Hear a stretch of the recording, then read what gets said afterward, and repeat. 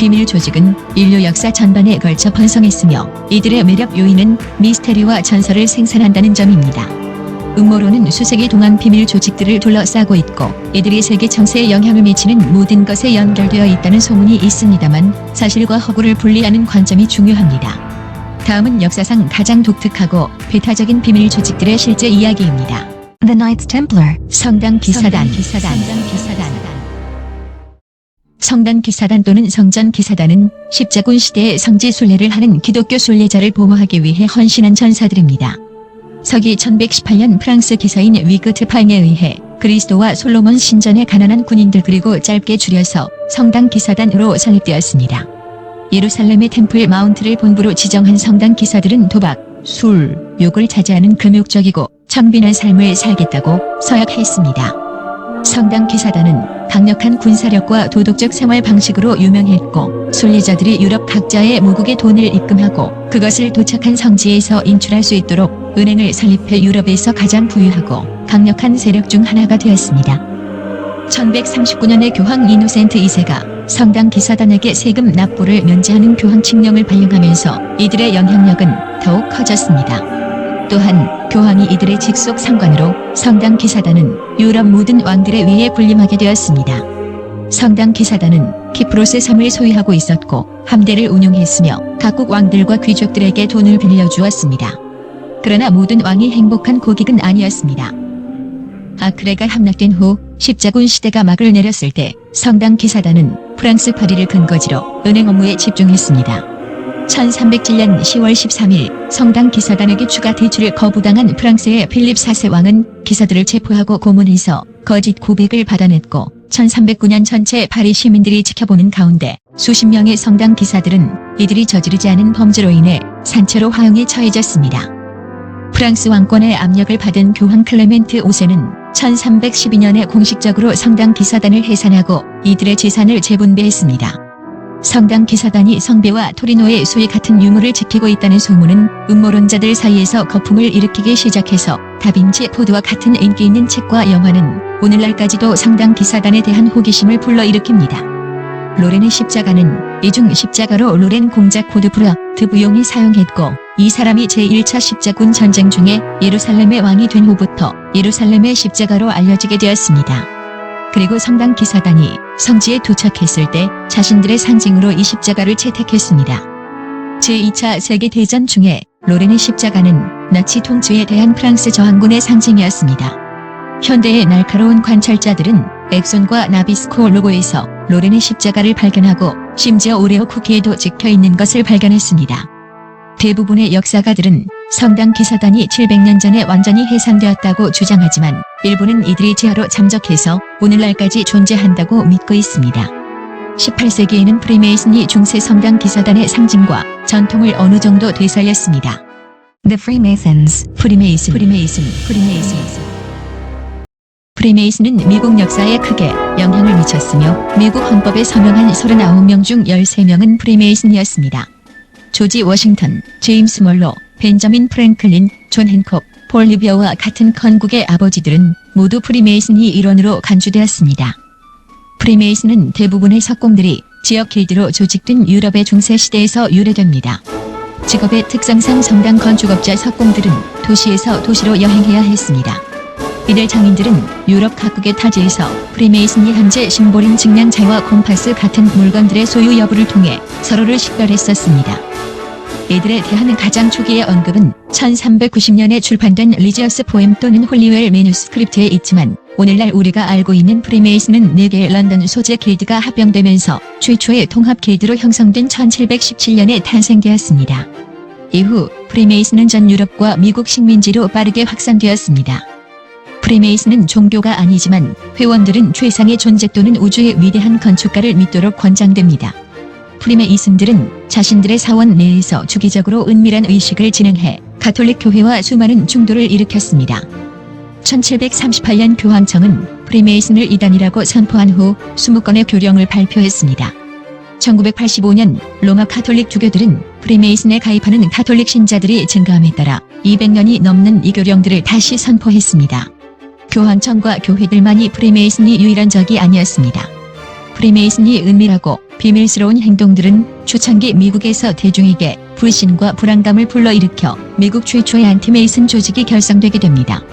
프리메이슨은 현재 존재하고 있으며 이들의 부정적인 이미지는 프리메이슨이 일부인 슈라이너즈의 유명한 자선 사업으로 크게 개선되었습니다. 더 슈라이너즈는 1870년 뉴욕의 니커보커 칼리지에서 프리메이슨에 의해 설립되었으며 오늘도 자선 활동을 계속하고 있습니다.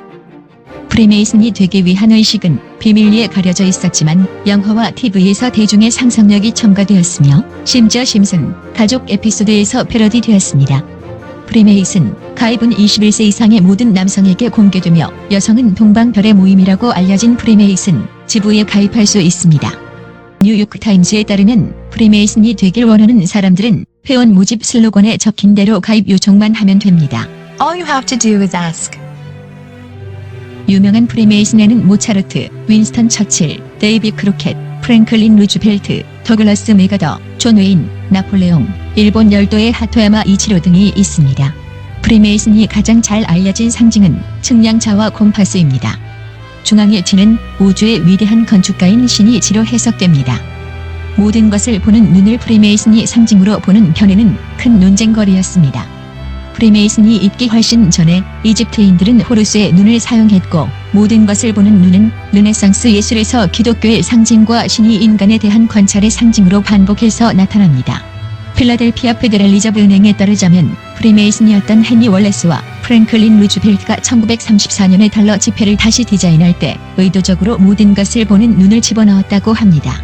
조지 워싱턴 프리메이슨 국립기념관에 따르면 모든 것을 보는 눈은 1700년대 중반부터 프리메이슨 문학에 등장하기 시작한 최고 건축가인 신이 보살핌의 상징입니다.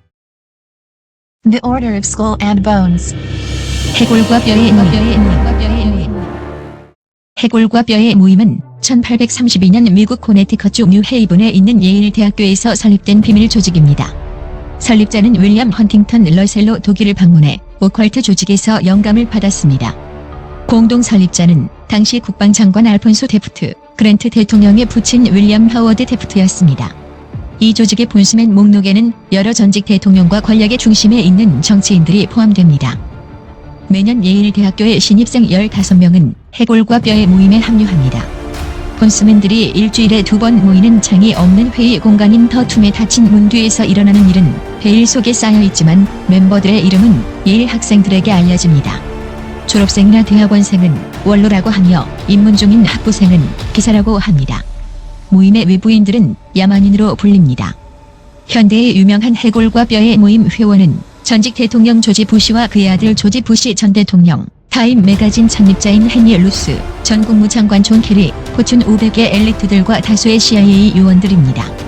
1986년도에 앤토니 서튼은 논란이 많은 그의 저서 미국의 비밀조직 폭로에서 해골과 뼈의 모임이 새로운 세계 질서를 추진하고 전 세계에 수많은 음모론을 발생시킨다고 주장했습니다.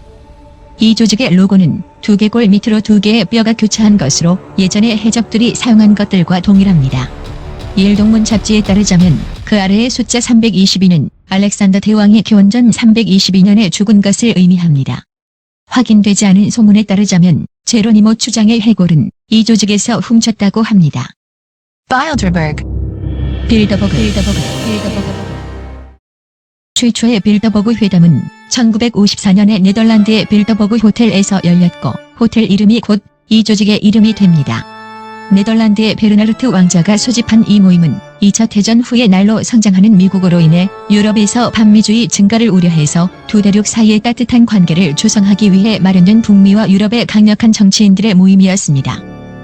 일루미나티나 프리메이슨과 같은 비밀 조직은 아니지만 빌더버그의 참석자들에게는 채텀 하우스 규칙을 적용하여 회의에서 발생한 사건들 또는 토의된 주제를 참석자들이 외부로 발설할 수가 없습니다. 언론인들은 이런 미팅에서 철저하게 배제되며 회의록 또한 공개되지 않습니다. 빌더버그 참석자는 조직의 전담 국제위원회에서 선발합니다. 매년 약 120에서 140명의 사람들이 초청되며 약 3분의 2는 유럽에서 3분의 1은 북미에서 옵니다. 워싱턴 포스트에 따르면 각 나라 정부 요인들과 정치인들이 일반적이지만 학계, 금융 및 미디어 분야의 전문가들도 참석하고 있습니다. 뉴욕타임즈에 따르자면 빌더버그를 둘러싼 높은 보안 수준으로 인해 이들이 유럽연합 창설, 이라크 침공 및 세르비아 폭격의 배후에 있다는 등의 입증되지 않은 많은 소문을 만들어냈습니다. 음모론자들은 빌더버그가 바로 새로운 세계 질서의 주체자들로 그림을 그렸습니다. 빌더버그의 공식 웹사이트는 회의의 사적인 성격 덕분에 참가자들은 공식적인 것이 아닌 개인 자격으로 참여하므로 직책이나 정치, 사회적 위치에 구속받지 않습니다. 라고 공지하고 있습니다. 빌더버그 회의에서 흔히 알려진 대화 주제는 브렉시트, 사이버 보안 및 기후 변화입니다. 그러나 며칠간 개인 자격으로 참석하면서 과연 이런 것들만 토론했을까요? The Illuminati. 일루미나티. 비밀 조직이라고 하면 사람들이 가장 먼저 떠올리는 것이 일루미나티입니다. 그리고 많은 사람들은 다른 조직들과 일루미나티가 모두 한 통속이고 서로 간에 연결이 되어 있다고 생각합니다. 일루미나티는 1776년 5월 1일 독일 바바리아에서 당시 26세 요한 아담 바이샤우트 교수에 의해 설립되었습니다. 바이샤우트는 당시 보수적인 가톨릭 교회와 바바리아 군주의 권력에 맞서서 새로운 형태의 계몽을 시작하여 조직화된 종교를 제압하려고 했습니다. 그는 유럽 전역에 계몽주의가 퍼져나감에 따라 예수회, 멤피스의 7편인의 신비, 카발라, 프리메이슨 등에 의해 표현된 것들이 통합된 아이디어를 이끌어냈습니다. 그는 유럽에서 가장 부유하고 영향력 있는 사람들을 모집하기 위해 프리메이슨과 다른 조직들 내부에 침투하면서 많은 인원을 모집했습니다. 완벽주의자라고 불리던 바바리안 일루미나티 멤버들은 그들의 영향력을 확대하기 위해 세 계층으로 나뉘어 이전에 프리메이슨이었던 남작 폰 크니게와 작가 요한 볼프강 폰 괴테와 같은 귀족을 포함한 사회적 엘리트들을 끌어들였습니다. 은밀하게 행동하던 일루미나티 멤버들 간의 모든 의사소통은 암호로 이루어졌으며 회원들에게는 고전적인 닉네임이 부여되었습니다. 바이샤우트는 스파르타커스였습니다. 바바리아의 군주 칼 테오도르는 1787년에 일루미나티 회원이 되는 자는 사형에 처한다는 칙령을 선포했습니다. 그러나 바바리아 일루미나티의 붕괴도 이들의 비밀 활동에 대한 소문을 잠재우지 못했으며 음모론자들은 프랑스 혁명과 케네디 암살에 이르기까지 모든 것을 일루미나티와 연결시켰습니다. 일루미나티는 댄 브라운의 천사와 악마, 움베르토 에코의 푸코 진자에 영감을 주었고 천사와 악마는 2009년에 영화로 개봉되었습니다. 일루미나티의 목표는 왕, 정부 그리고 교회가 없는 사회를 만드는 것이었습니다. 이들의 급진적인 생각은 기존 권력층의 반발을 가져왔고 너무 위험한 것으로 간주되어 재빨리 금지되었습니다. 바이샤우트는 아이작 뉴턴의 물리학 혁신 및 코페르니쿠스, 갈리레오 갈릴레이의 천문학적 발견과 같은 당시 르네상스 시대의 이상과 과학에 매료되었습니다. 사람들은 이제 지구가 우주의 중심이 아니며 지구가 태양을 공전하고 한 방향으로만 돈다는 것을 알았습니다. 이 시기에는 일루미나티 외에도 많은 비밀 조직들이 존재했으며 종교와 왕권에서 벗어나 깨어난 사람들은 삶의 문제를 결정할 권한을 일반 사람들에게도 전달해 줄 필요가 있다고 생각했습니다. 권력과 종교로 대중을 통제하던 왕과 교회의 역할에 의문이 제기되었습니다. 사회에는 급진적인 변화가 필요했고 바이샤우트는 자신이 완벽한 해결책을 가지고 있다고 생각했습니다. 바이샤우트 교수는 일루미나티 멤버들과 새로운 아이디어를 논의하는데 많은 시간을 보냈고 다음과 같은 사회의 근본적인 변화를 이끌 목표들을 세웁니다.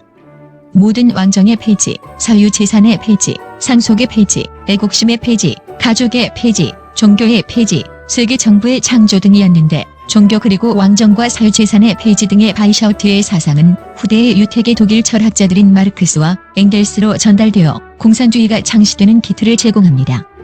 바이샤우트에 따르면 사회의 진보를 막는 종교는 인류의 가장 큰 적이었습니다.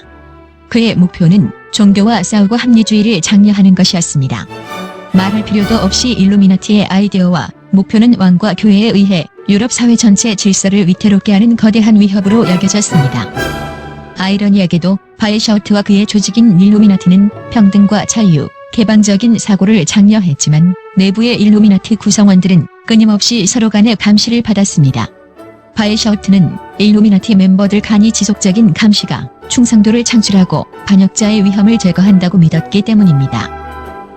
1777년 바이샤우트는 그의 이념을 홍보하기 위해 뮌헨의 프리메이슨 로지에 가입했지만 일루미나티 방식의 개혁은 프리메이슨에 의해 환영받지 못하고 거부되었습니다. 1784년에 바바리아에서 일루미나티 조직의 문서가 정부에 의해 탈취되었고 전체 조직이 노출됩니다. 곧 일루미나티는 정부와 교회에 의해 선의적으로 금지되었다고 공식 선언되었습니다. 바이샤우트는 대학에서 교수 지위를 잃고 바바리아로부터 도망치게 되는데 이로써 일루미나티는 붕괴됩니다. 바이샤우트는 도주 기간인 3년 동안 일루미나티에 관한 4권의 책을 썼습니다.